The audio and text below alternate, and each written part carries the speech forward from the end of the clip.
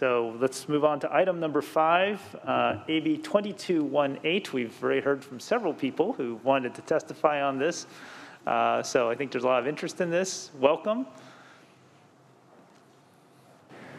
Thank you, Mr. Chair. Members, I will try to be as brief as possible, understanding you've been here all day, but this is an incredibly important bill to us, and I'm very proud to author it. And today we're talking about AB 2218, which would provide medical and mental and direct-to-purpose services for the TGI community. There's an alarming rate of disparities in healthcare for the TGI people in our state, and they've only been exacerbated by COVID-19. And it's vital that we provide services for the TGI community to access appropriate health care, especially during a public health crisis. So thank you very much, Mr. Chair, and have 2 witnesses that would also like to present briefly, if you're okay with that, Mr. Chair. Yes. Thank you. All right. Okay, so thank you so much, Assembly Member. We have 2 witnesses to testify in support. I believe they are in the gallery, I was told. So we have Nia Wen. Is Nia Wen here? Okay, so the microphone, I believe, is over there. If you can come over there. And then we also have Ebony Ava Harper. Is Ebony here? Okay, there you are. All right, so we're going to have Nia Wen first testify. Just keep in mind, there's 2 of you, so it's a total of 4 minutes. I'll give you a 2-minute warning when you've hit your 2 minutes, so just keep in mind after that, you're using your partner's time as well. And so why don't you go ahead and introduce yourself and begin. Can you hear me? Perfect. Yes. Yes.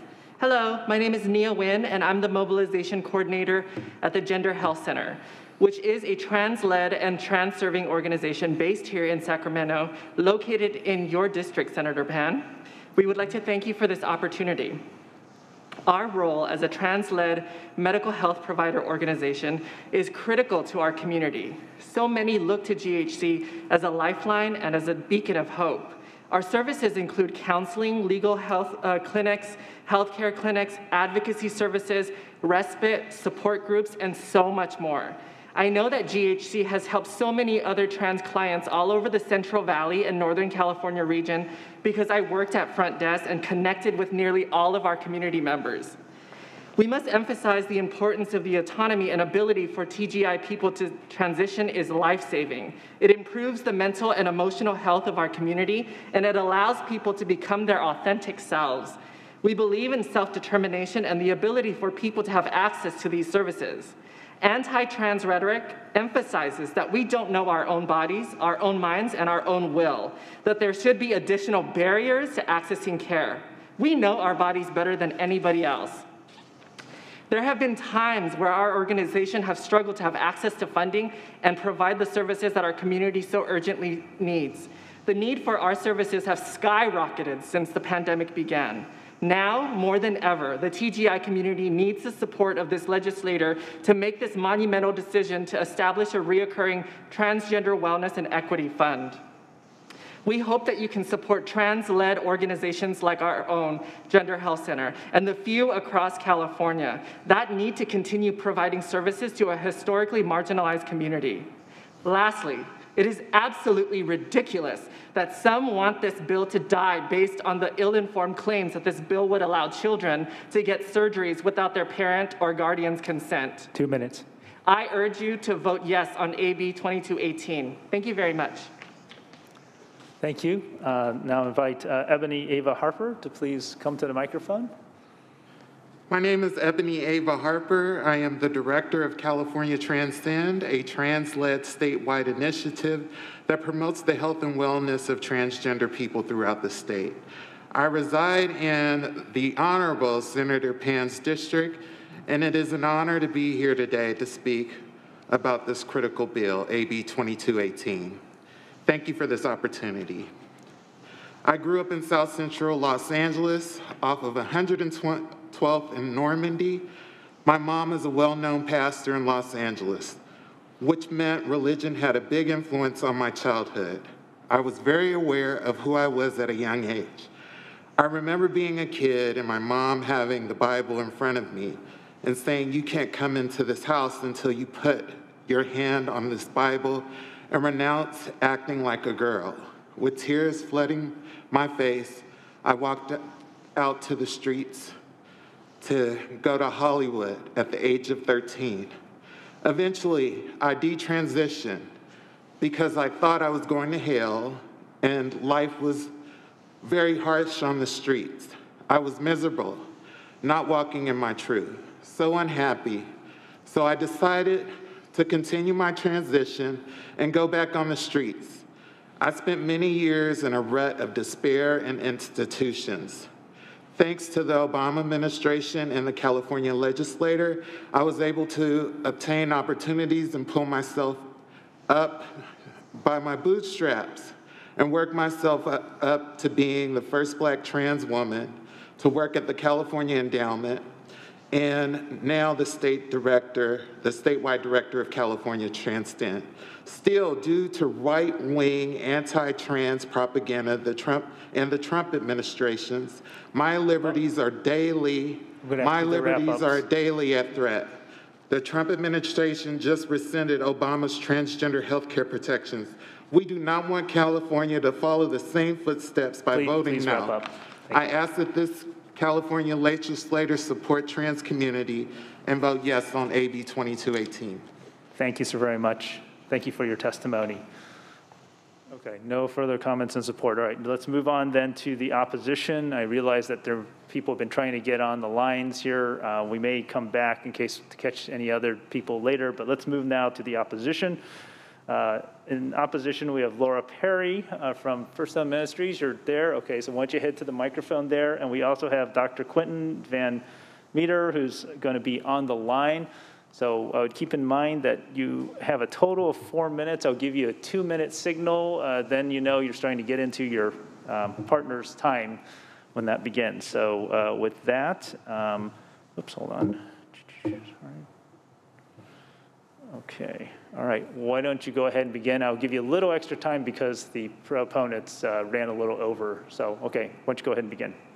Thank you, Chair and members, for allowing me the honor of speaking today. My name is Laura Perry. I'm a former transgender, and I represent thousands who have contacted me in ministries like mine who regret transition.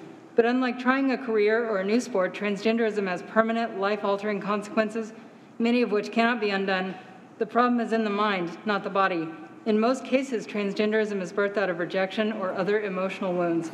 In 2007, I was absolutely convinced I was a man and began taking testosterone. I had 2 major surgeries, including a double mastectomy, and had all female organs removed. At first, I thought it was everything I'd ever wanted. I was now legally male and had a job where I was only known as male. But eventually, I became more and more depressed. I found what thousands of others have, that transition isn't real. Not only was the transition not real, but it had not resolved the pain and the underlying issues. I realized one day with horror that I was never going to be a man, but it was too painful to face being a woman. I grappled with the same thoughts of suicide that many do after surgery. Imagine for a moment that you were in my shoes, having permanently altered your body and realizing that you had been duped. But thankfully, after 9 years of living as transgender, I was rescued from that hell. I should be dead. I considered taking my life. But instead, our Creator and my Lord and Savior, Jesus Christ, rescued me. He told me to leave it all behind and follow him. Isaiah 53 tells us that he was sent to bind up the brokenhearted, and that is what he did. He has completely healed me and set me free. I have no desires to go back, no gender dysphoria. I have now become so feminine, many do not believe that I was ever transgender, but I can guarantee you I was. I implore you to vote no on AB 2218 because this bill will enable thousands more innocent children and even naive adults who are hurting to permanently maim their bodies unnecessarily. Through counseling and other therapies, I've seen many to go on to live productive lives without transition and are able to embrace their identity. Thank you. Thank you.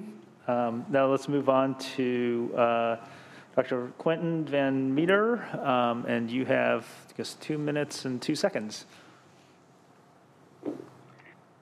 This is Dr. Quentin Van Meter. I'm a pediatric endocrinologist, board certified, of 40 years practice.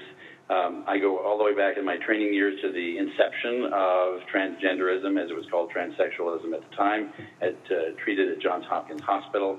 The concept is ideology, not based on science, and because of that, Johns Hopkins stopped the program in the early 1980s and indicated they would not continue because it lacked science and was basically an ideology. Transgender has no biologic basis. It's a state of mind. 13 of 13 published studies show that the vast majority, a minimum of 60, maximum of 98% of transgender individuals with appropriate, consistent, constant counseling desist from their dissociation of biologic sex and gender by the end of their adolescence. This is a natural process which is brought about by puberty, and puberty does not need to be blocked. Puberty is not a disease. Blocking it is not a pause in allowing the child to decide whether or not they have gender dysphoria and wish to continue. It is a conveyor belt to go right into medical treatment with cross-sex hormones and then subsequent surgery, all of which do not change the person from a biologic male into a female or vice versa. It is the appearance in a costume, which does not suit them in the long run. The concept that these individuals are highly susceptible to suicide attempts has been disproven by a recent published study in Journal of American Psychiatry, which shows that not only did medical treatment not bring about better mental health in the transgender population, but surgical intervention also did not. This was published last week by that journal, and it proves in a current study that all of the myths of transgenderism being necessary to transition socially, medically, and surgically bring about better mental health. What I'm asking this committee is to table this bill and bring together in the same room, face to face, people on both sides of this issue and listen to the science. We are not listening to science when we hear the people calling in today. We are listening to emotions, all of which are passionate and highly strongly felt.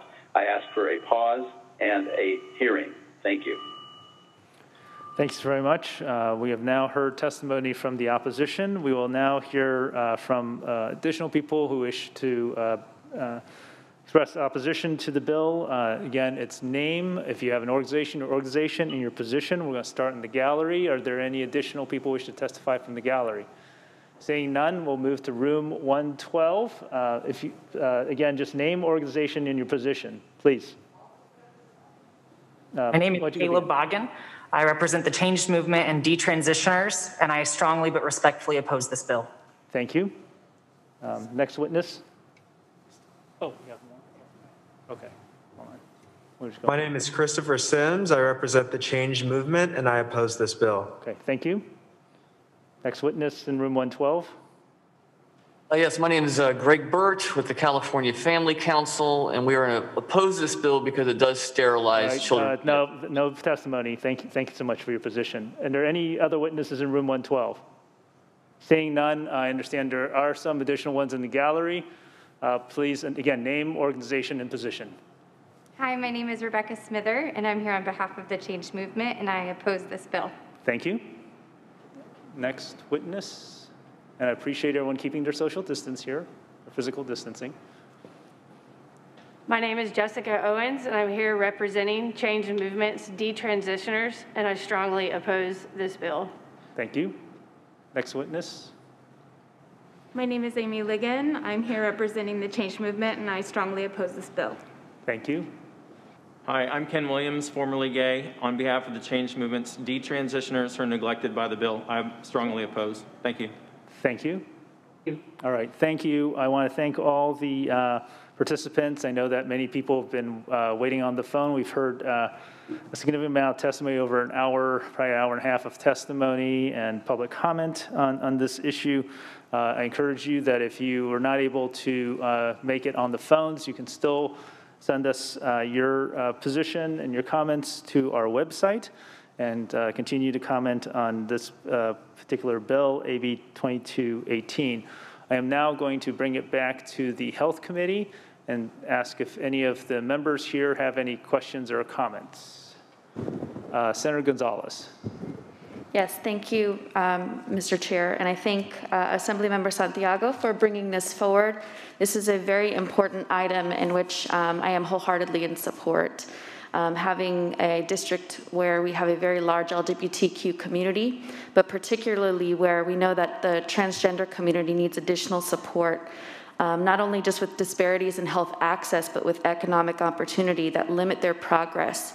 And we want to ensure that there is a support system for them through this Health and Wellness and Equity Fund.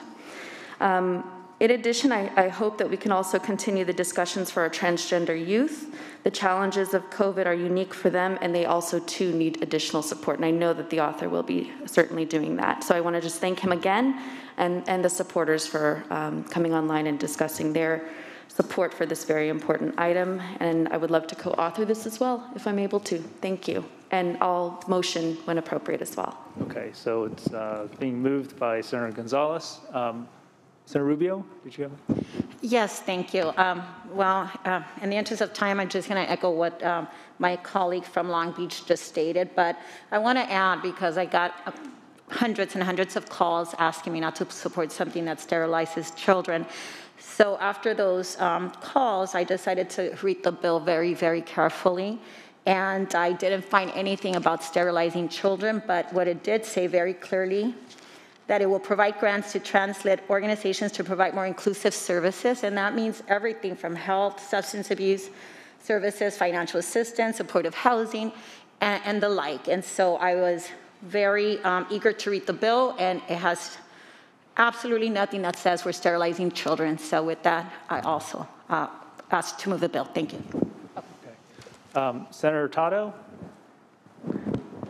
Thank you, Mr. Chair. You know, I've received many, many calls in opposition to this bill from my district, but I strongly feel that there's, people are being misled exactly about what this bill means and what it is, and I firmly believe that this is the right thing to do. So for that reason, I'll be supporting your bill today. Thank you. Senator Leyva. Thank you, Mr. Chair. Thank you to the author for bringing the bill forward. Team Leyva is no different than anyone else on this floor. We received hundreds of calls to vote no on this bill. And I just feel bad for the people who were calling to ask us to vote no, because I do think they were misled. There's nothing in this bill that talks about sterilizing children. It really talks about health care for individuals who identify as transgender, non-conforming, or intersex. And I just feel like the folks that are in opposition maybe didn't have all of the facts, or maybe they did and they just were calling to try and get us to vote no. But I'm happy to support the bill today, and again, thank the author for bringing it forward. Okay. Thank you. Any other questions or comments from members? Yes, Senator Melendez. Thank you, Mr. Chairman. I have a question for the author, if I may. Yes. So the bill, let's see here, allows for medical providers and funding that provide gender-conforming health care services. Can you give us a list of what gender-conforming health care services are? Sure. Some member? Sure. I'll give you one example. It could be advice on hormones, and therefore you would need special training for that, and this is what this bill intends to do. It would provide training for whom? The patient? Well, the way their bill is written is it would be nonprofits that have to apply for the dollars who could work in collaboration with clinics and or hospitals or amongst themselves. Sorry, through the chair. Okay, so one example would be the funding could go towards training healthcare professionals on hormone therapy. Did I understand that correctly? So, if you wish to answer, some member? Hypothetically, yes. Okay, so because there have been comments suggesting that the bill would not allow for that, but it sounds as though it would. Not that that would be the only thing that the funding could go toward, but that is one of the things that it could go toward. So thank you for clarifying.